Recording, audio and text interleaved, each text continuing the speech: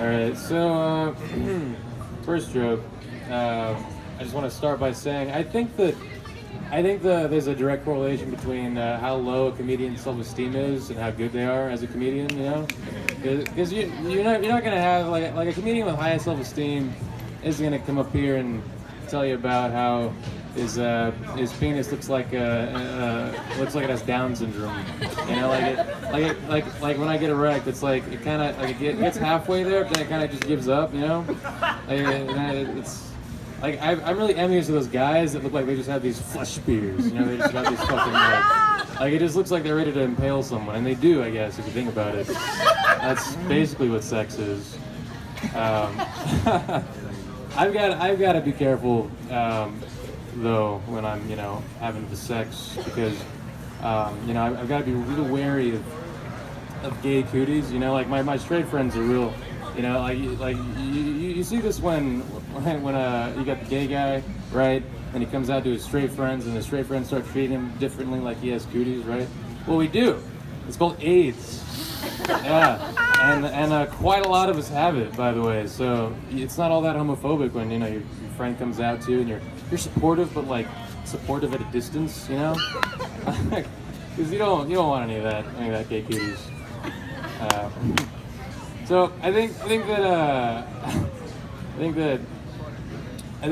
when you talk about the Holocaust, you gotta be real sensitive about it, because there's a lot of people that lost people and all that good stuff, got a little solemn about it. But one thing that I've noticed in any movie that I've ever seen that depicts the Holocaust, no matter who directs it or whatever, right?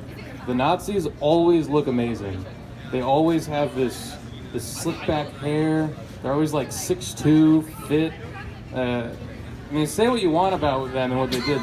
They know their fashion game. They're on it. They're committing genocide in style.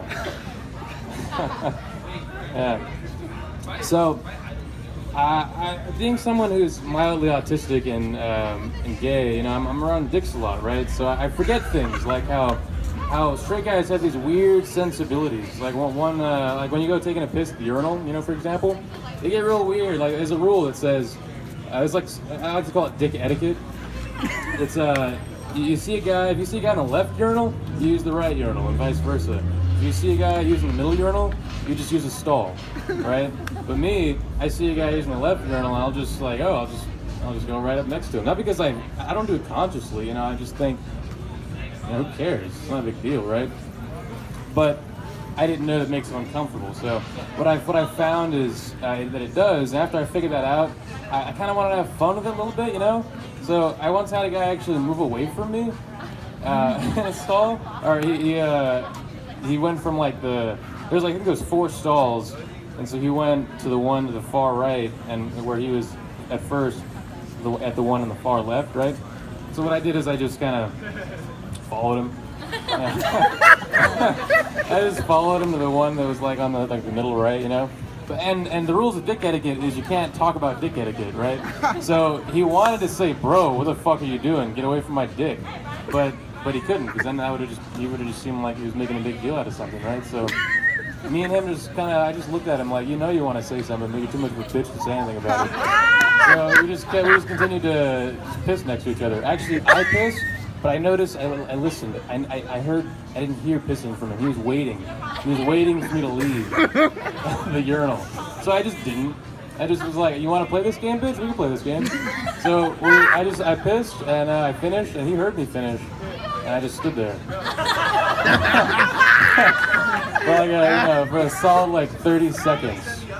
I was like, yeah, okay. And then he finally started pissing, and I was like, audibly now, I was like, I violated the dick etiquette rules. I was like, so is that so bad? And we hadn't been talking at all, so it seemed like that came out of nowhere, but he knew what I was talking about. He looked at me, and he was like, whatever, man, just leave me alone. Let me take my piss. So I left him alone. I felt he'd been through enough. I love, I don't know what that Rosa Parks bitch was talking about when she was like, I can sit in the front if I want to. I'm not going to sit in the back just because you tell me to. Have you guys ever actually sat in the back of a bus? It's amazing. And I love sitting in the back of the bus. I go back there, and the carbon monoxide coming from the engine just lulls me to sleep. It just takes me away into dreamland on its warm, probably toxic currents. And then I wake up and I just go wherever I was going, probably a little less intelligent than I was before I went to sleep. Because brain cell death probably happened a little bit. I love carrying food that's really delicious looking. I love keeping it like right here, like in my mid chest area, just like holding the plate like right there, and then just like in a cafeteria, for example, then just walk around. Like I already know where I'm gonna sit, but I just walk around anyway, just because when people look at the delicious food that I have at the middle of my body, it's the closest I'll ever get to actually being checked out by somebody else. So I just like to move it up and down sometimes, and then look at their eyes and just like, oh yeah, look, is that what that's like? Man, being attractive must be great. It's just like you're being looked at as like delicious food all day long. Like people want to eat you. Yeah. So I think I'm a quarter black. That's why I'm only mildly uncomfortable as I look into that very angry black guy's face over there. Because I'm like kind of protected racially, like I kind of can make race jokes, but not like super racist jokes, Oftentimes I like to scan the crowd to see if I'm the blackest one here, and if I am, I get like really racist with my jokes. But if I'm not, I'm like I just backpedal a little bit, I'm like, yeah, maybe I won't bust at the hard ER today, and I'm not going to, just so you know. Yeah. So there's one time I was at home, right? I was laying in my bed, and I decided that I was gonna jack off, right? And so I did. I started to jack off, and then I heard my mom started to have sex with my stepdad, and I heard the moans and stuff, and I was like, oh, just to preface this, they do have sex when I'm in the house, because I guess they figure I'm old enough that it's not a big deal. So now I'm faced with a choice. I can either stop or continue despite having to overhear my mom having sex with my stepdad, right? And my thinking was, well, I started first. So I can't, I just powered through it, I just kept going. I just closed my eyes and imagined things that weren't my mom having sex. Kind of hard to do when your mom's having sex. like 20 feet from you. So, being a homosexual and having mostly straight friends, because gay people are insufferable, which is why all of you guys have your like one token gay friend and prove you're not homophobic, but then the rest of your friends are normal. Anyway, so I love lying to my friends, my straight friends, about how gay stuff works. Like one of them was like, hey, how do you decide who, like, what do you mean? How do we decide who gets fucked? Is that what you're asking? They're very they like to skirt around the issue. They don't like to just go straight for it. I guess it's too, graphic for their fragile hetero minds, right? So I just lied to them and say, you know what we do? We engage in a ceremonial wrestling contest, a gay wrestling match, and whoever loses is the one who gets penetrated. And I shit you not, I have had like a solid number of people believe me, and it got me thinking, maybe we should just like make that a thing. Maybe I should just like contact gay headquarters and just say, hey guys, you think we should just like have like, because where we concoct all of our gay agenda stuff, and just be like, hey guys, you think we should just like make sex like a wrestling thing, like a wrestling match? Because I feel like they go for that. They're pretty cool guys. The High Gay Council one. We're on good terms. So I feel like I once had this like brief moment in my life where for like a month I tried hooking up with chicks, and I quickly abandoned it because I found that it was a lot like being in a concentration camp. It's like I found that no matter how many rules I followed and no matter how hard I tried to survive the game of heterosexual dating, I just lost anyway.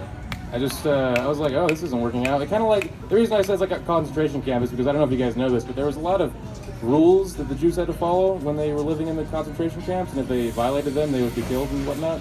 Well, surprise, surprise, the Jews who followed the rules got killed anyway because it was a fucking concentration camp. And yeah, women are like that too. They're like, you know, you've done nothing but compliment me, and you took me to this place that I really like, and I can see you have a nice personality, but I don't really like your teeth, so I'm gonna go. You know, by go I mean never talk to you again. And you know, it really would have hit me hard, I think, if I was actually into chicks and not just kind of doing it as like a cool side quest. So yeah, as soon as I did feel a little bad though, because getting rejected feels bad, you know, no matter who does it to you, whether or not they have a dick, right? So I just unlike straight guys who get rejected by chicks, I can just retreat to the cesspool that is Grindr, and just, you know, message some people and have sex with them like instantly. It's a really great coping mechanism. Probably not very healthy because it, you know, spreads the gay cooties around pretty rampantly.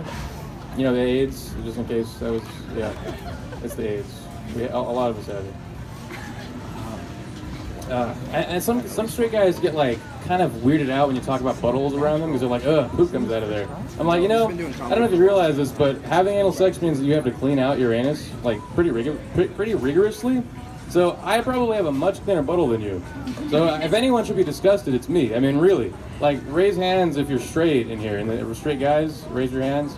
Like everyone, basically. Now straight guys, raise your hand again if you go out of your way to clean your butthole. Yeah, I didn't think so. Yeah, so I'm the one who should be judging. And finally, last joke. I think that it's going back to these straight sensibilities that I find that a lot of you guys have. So I'm living with a roommate right now, right? And he just won't talk to me while we masturbate. I don't know what it is. Like, is there something gay about it? Like this dude's literally like made out with a guy, and yet he can't tell me. Like, I just want to know how much spit you use, bro. A little bit. You know, like, is it a little bit? Is it a lot? Like, I just want some tips. You know, not the tip, not the tip, just some tips. You know, on how to masturbate. Yeah, just like bond with me, man. Yeah, that's all. Thanks.